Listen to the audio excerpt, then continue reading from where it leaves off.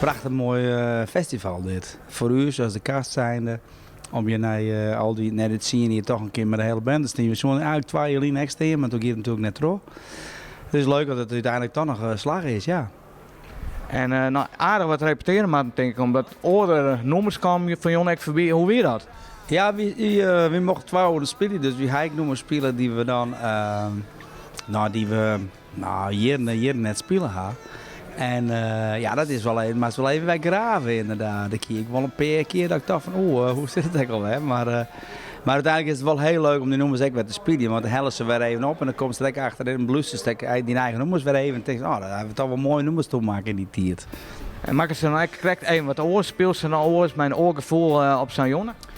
Nou, het is altijd oors. Techniek verhoort in de loop der jaren. Dus alle keer verhoort die nummers ook een beetje. Alle keer zeggen van, nou, had je net die nog van altijd weer naar idee en zijn en tegen verleden, maar het is altijd weer oors. Het is altijd van een oor publiek, dus mijn oor intentie, heeft een oor achtergrond in, heeft een oor gevoel. Dus het is eigenlijk altijd wel nee, om die nummers weer op nee te doen. Vind de lucht zien waar. Nou Jimmy.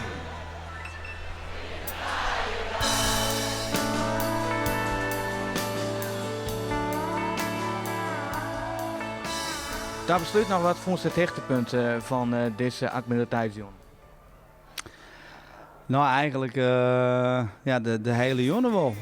Zo'n mooie opkomst. Tongens de jongen, zoveel mensen. En ik vond wat ik wel een heel mooi moment vond, dat wist ik net. Dat mijn mem, die ziet er bij je van die boot, die ziet voorom. Dus toen ik bij die passerelle naar beneden aan, toen zie je dat wiefje van 82, die ziet er op die boot. Ik denk, oh god, daar zit dus mem. Dat was wel een heel mooi momentje even. Ja.